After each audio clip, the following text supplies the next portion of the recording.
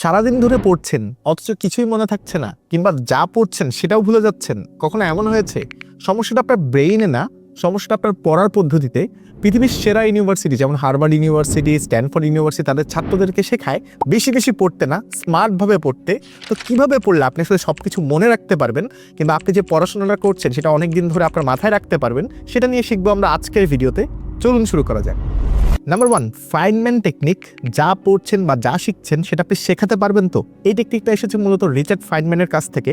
ধরুন আপনি কোনো একটা বইয়ের কোনো একটা চ্যাপ্টার বা কোনো একটা টপিক পড়ছেন, এরপর আপনি সেই বইটাকে বন্ধ করুন, এরপর সেই টপিকটা বা চ্যাপ্টারটা একটা 10 বছরের বাচ্চাকে বোঝানোর চেষ্টা করুন। আপনি যদি তাকে আসলে ঠিকমতো বোঝাতে না পারেন, তার মানে আপনার সেই টপিকটা বা সেই চ্যাপ্টারটা আসলে ঠিকমতো বোঝা হয়নি বা আপনার আসলে পড়া হয়নি।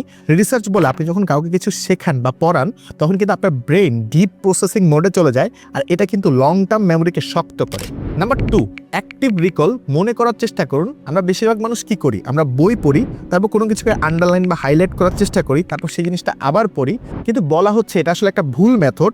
রিসার্চ বলে আপনি যখন রিডিং অ্যাগেন বা বারবার পড়েন, তখন আপনি একটা ফলস কনফিডেন্স পান, অর্থাৎ আবার পর আপনাকে একটা ভুল কনফিডেন্স দেয়। এর বদলে আপনি অ্যাক্টিভ রিকলটাকে কিন্তু ইউজ করতে পারেন। কোনো কিছু পড়া হলে আপনি আপনার বইটাকে বন্ধ করে ফেলুন, এরপর নিজেকে প্রশ্ন করুন এই চ্যাপ্টারের মূল পয়েন্টগুলো আসলে কি, বা এই চ্যাপ্টারে 3টা উদাহরণ কি ছিল, বা এই চ্যাপ্টারটা আপনি কেনই বা পড়লেন, কেন সেটা গুরুত্বপূর্ণ।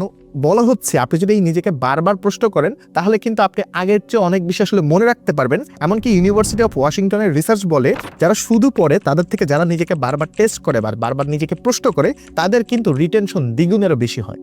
এবার একটা দারুণ খবর বলি, মাত্র 30টা ক্লাস করার মাধ্যমে 10 থেকে 12 দিন সময় দিয়ে আপনি কিন্তু এখন কোরআন পড়াটা শিখতে পারেন। আমরা অনেকেই কোরআন পড়াটা শিখতে চাই, কিন্তু অনেকে শুদ্ধভাবে পড়তে চাই।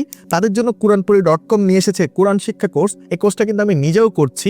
আমি আপনাকে হাইলি রেকমেন্ড করবো আপনি একবার হলো এই কোর্সটা কিন্তু চেক করে দেখতে পারেন। বিস্তারিত সবকিছু আমি কমেন্টে দিয়ে রাখবো, চেক করতে কিন্তু একদমই ভুলবেন না।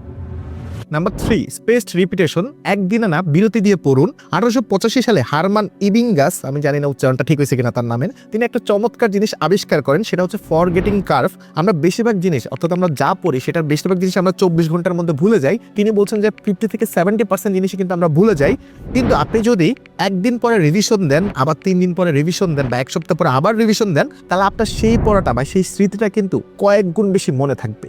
নাম্বার 4, একটার পর একটা সাবজেক্ট না পড়ে আপনি মিক্স করে পড়ুন। টানা 3 ঘন্টা কোনো একটা সাবজেক্ট না পড়ে আপনি 1 ঘন্টা ম্যাথ পড়ুন, 1 ঘন্টা আপনি বাংলা পড়ুন, 1 ঘন্টা ইংলিশ পড়ুন। এভাবে পড়লে কিন্তু আপনার বেশি সময় ধরে সবকিছু পড়া আসলে মনে থাকবে। আর হ্যাঁ, মনে রাখবেন আপনার ব্রেন হয়তো অলস না, এতদিন হয়তো আপনার পড়ার পদ্ধতিটাই আসলে ভুল ছিল। আজকে থেকে এই 4টা কাজ করা শুরু করুন। নাম্বার 1, পড়ার পর আপনি অন্য কাউকে শেখান। নাম্বার 2, বই বন্ধ করে নিজেকে প্রশ্ন করুন। নাম্বার 3, বিরতি দিয়ে রিভিশন দিন। নাম্বার 4, সাবজেক্টগুলোকে মিক্স করে পড়ুন। ট্রাস্ট মি, আপনার পড়াশোনা এখন আর মাথা থেকে কেউ ভোলাতে পারবে না।